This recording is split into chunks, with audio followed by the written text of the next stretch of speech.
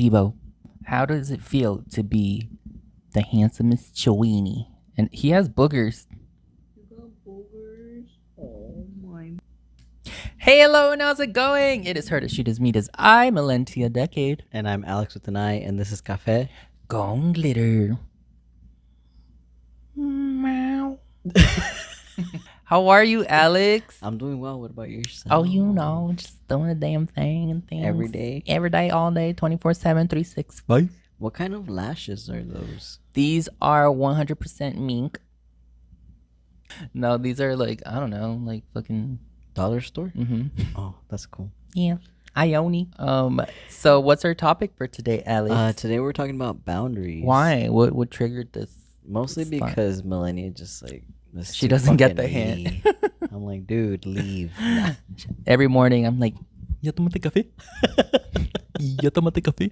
Boundaries. Boundaries. Boundaries is something that I've been working on a lot these past couple months. Yeah. Something everyone can relate to. Some people struggle with it more than others. Some people have drastically too... Well, I don't know. You can't tell someone that their boundaries are too...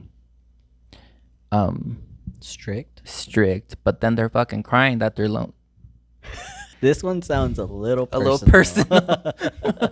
What's your experience like with boundaries? If I'm thinking about boundaries, I always wonder. I'm not even like at the part where they're setting the boundaries. I'm wondering why they set the boundaries. So when we're talking about boundaries, I'm wondering why they set the boundaries and if it's a part of like a cultural experience or a lived experience of why you set boundaries and why it's set up the way it's set up now. Like what happened? Is this something like in your culture? Because if we're talking about like me growing up, right? I wasn't able to set any sort of boundaries when I was growing up because it was like you're being disrespectful. by Any wanting something for yourself. Yeah, wanting something for yourself. You're being selfish. You're being disrespectful. Like you're not thinking about others. Like, and then also, now that you mentioned that, like being raised by people who may be abusive or have narcissistic tendencies or that are selfish and don't practice healthy boundaries themselves, and then you pick up on that as a kid too, so it messes up with perception, and how you grow up and all yeah, that. because so for me, I grew up like that, and now I'm in a spot where I'm trying to figure out like where do I even set boundaries? How do I set them? And then how do I set them without feeling guilty about it? How do I set them without feeling guilty about it? How do I express myself? How do I do this? And then it kind of falls into my line of work because my line of work is kind of helping people, and it's like it's still kind of like goes in there, and then you have to set boundaries there at work. You know what? Surprisingly, I feel that at work, it's by teaching others and understanding others, it's also helped me understand myself, because I try to see myself with the same kindness that I look at others and understanding.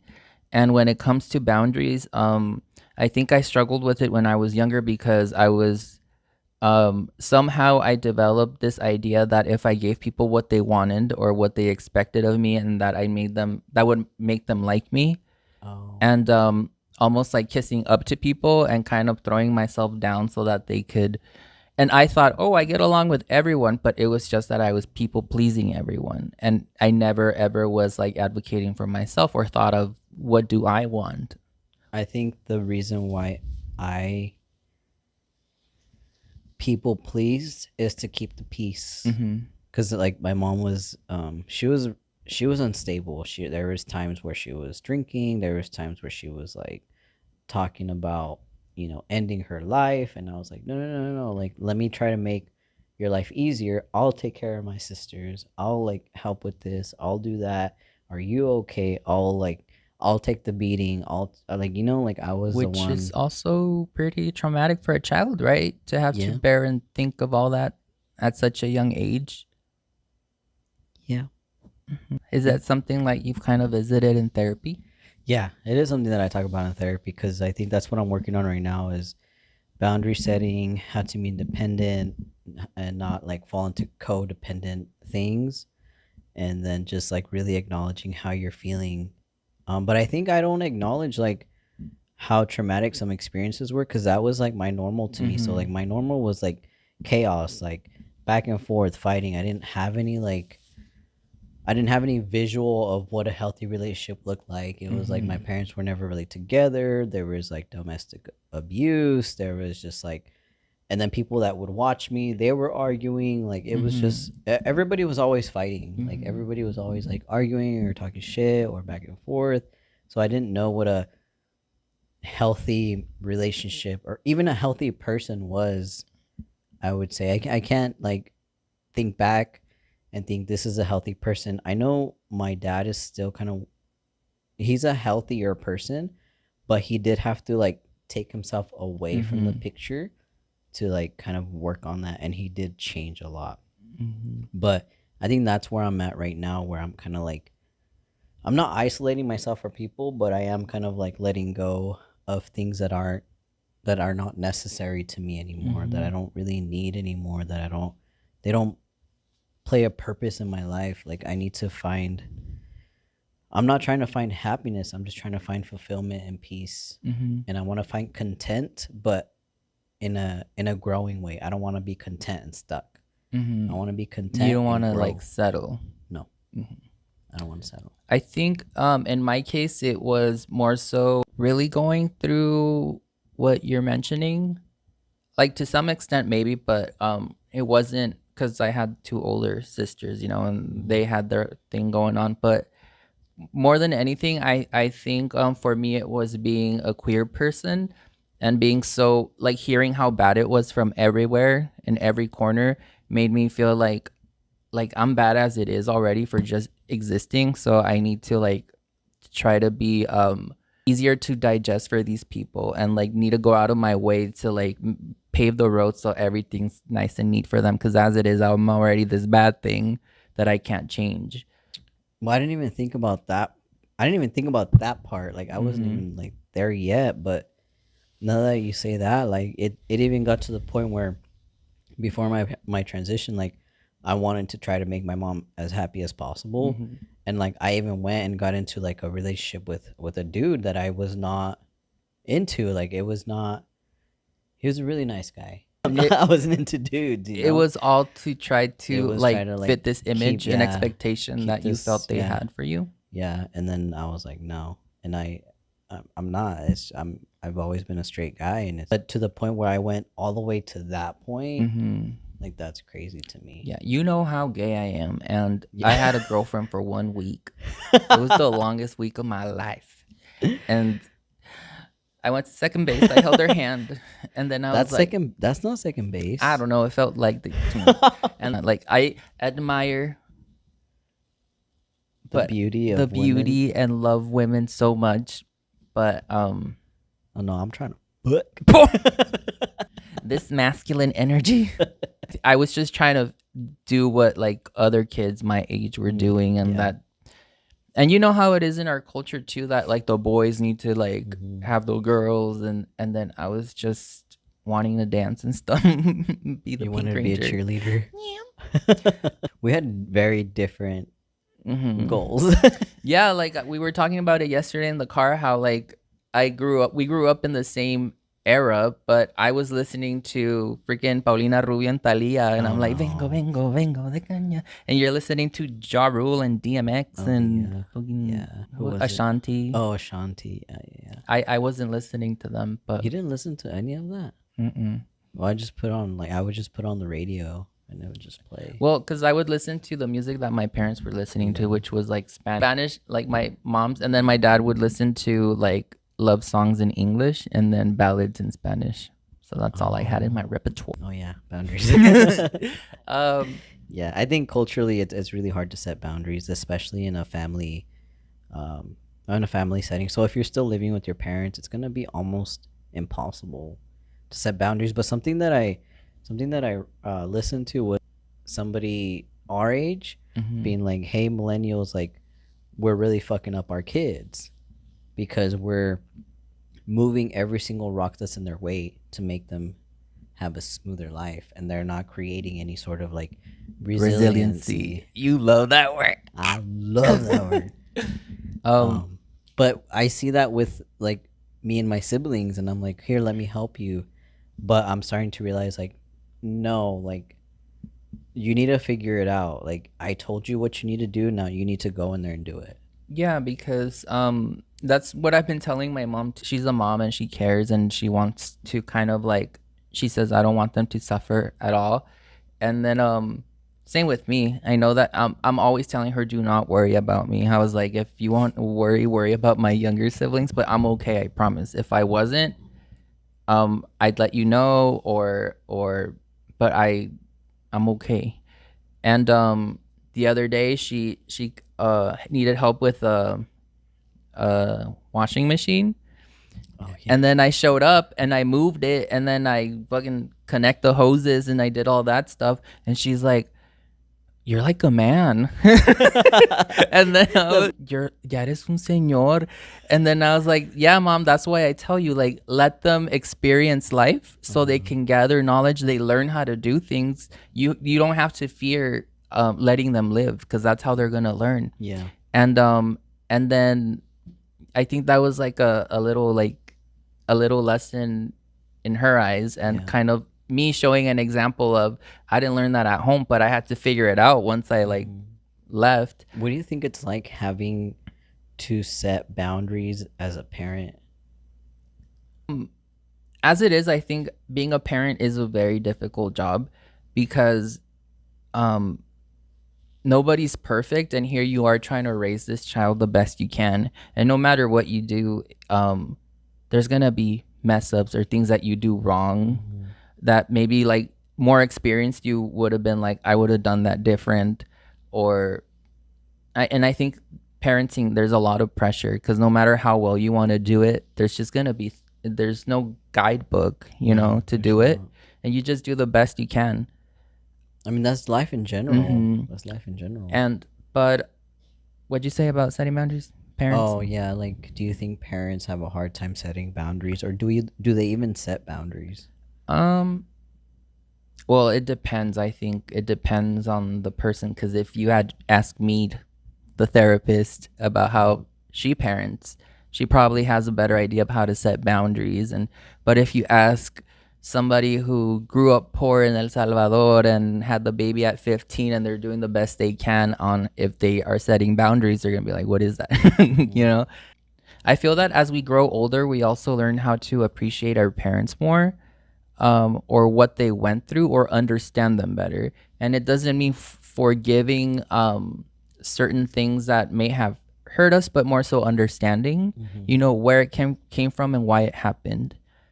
But in this case, I'm thinking about, like, for example, me growing up, moving out, figuring out my brain and how it works, and I'm like, oh, the ADHD, the depression, the this and the that, and then I'm like, okay, and then I look back and I see a lot of things in my mom, and then I'm like, well, see, they didn't have access to what we have now, and kind of all this information and informing ourselves. They were just trying to survive. And so now I have that compassion and understanding when she's trying to learn something new, or when she needs my help, or when she's frustrated, and I have a different perception now, because I know that as a kid, you're like, why are they pissy? Why are they being mad? Why are they like angry all the time? And then as an adult, you know why. Well, you know what? I was having this conversation with my youngest sister. We were hanging out, and I was telling her, like, mom had a whole life before you showed up. And she was like, what?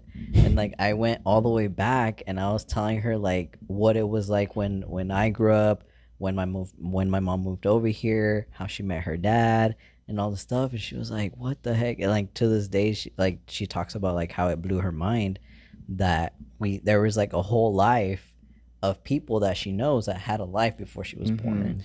Like, I actually just had this conversation with my 21-year-old brother. To me, I think of my childhood, I think of my siblings as babies, my aunts, my uncles, and then I know the story of my mom and dad, how they met, where they came from, why they got here. And then, so in my mom's case, she's from El Salvador, and there was like a war going on over there. And then my 21-year-old brother last week messages me. He's like, "Did you know there was a war when mom like came over here?" And I was like, "Yes." And I know there's a movie, and I was like, and it's something that they've talked about in the past before, where my uncles would hide in the roof because they didn't want to be like taken from home.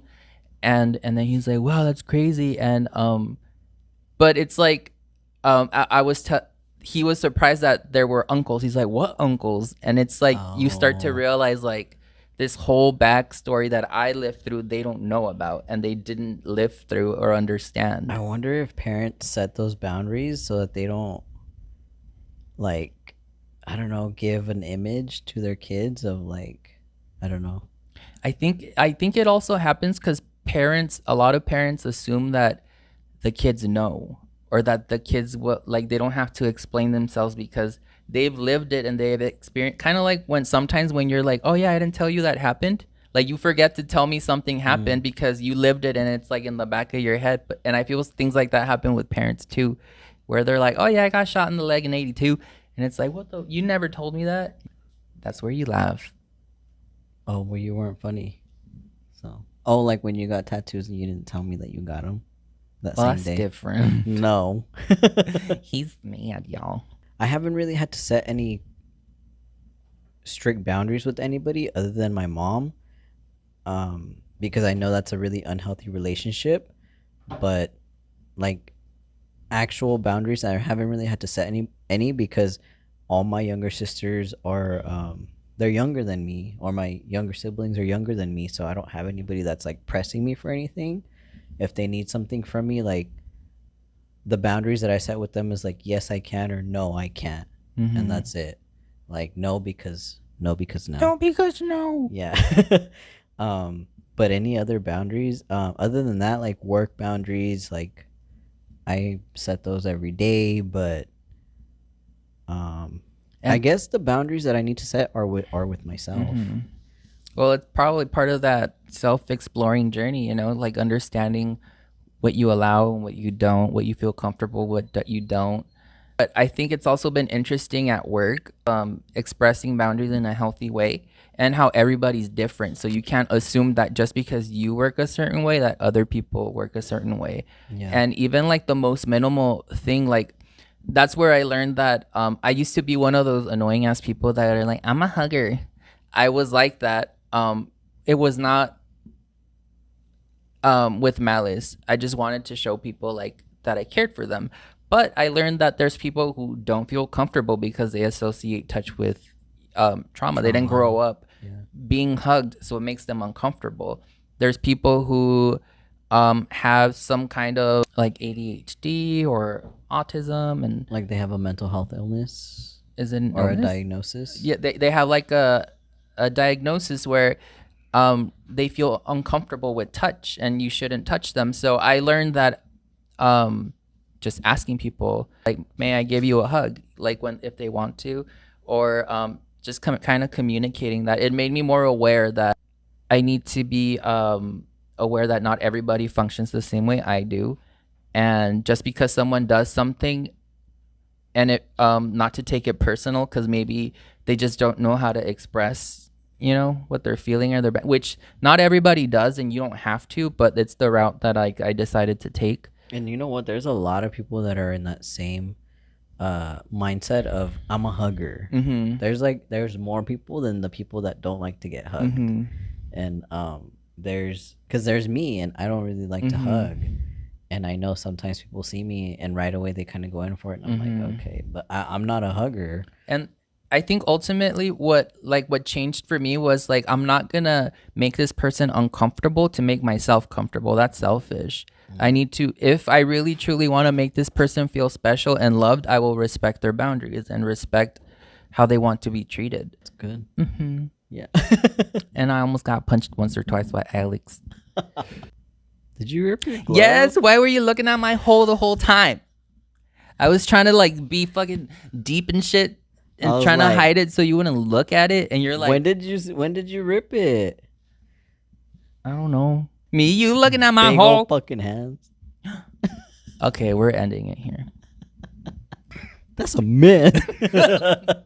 Stop, I'm a lady. if you're having issues with your boundaries, you should definitely seek a mental health professional. Alex, We don't know what the fuck we're talking about. No, let's end that by saying that we are not professionals. We're not We are professionals. just two lost souls, kind of sticking Lived together. experience. We've gone through some shit. We share You a know lot. what? We've gone through like some very opposite things. Man, woman. Well, yeah, not just that. I'm just kidding. Oh my. Oh, I'm sorry. Are you okay? This big ass woman. Baby, who did it? Who did it? Who did it? Oh my. Did you see how he ran to me? Oh my god. This big ass lady. Tipo, ¿cómo te sentiste en ese momento? Oh, you hurt. Oh my god. This is where it ends. The There were friendship no and the season podcast. 3. Really upset. I didn't hurt him though, right? No, but Just he got emotionally? He Okay. got really hurt. So, but yeah, thank you so much for joining us today. We're gonna go take Debo to the ER because emotional damage was caused apparently. Thanks for joining us, and thanks Alex for opening up and sharing about your experiences Of today. course, anytime. And then yeah, this was it for episode 2 of season 2 of 2 of 2. RuPaul's Drag Race Café con Glitter edition, and we'll catch you on the next one. See you See y'all later. soon. Bye. Woo.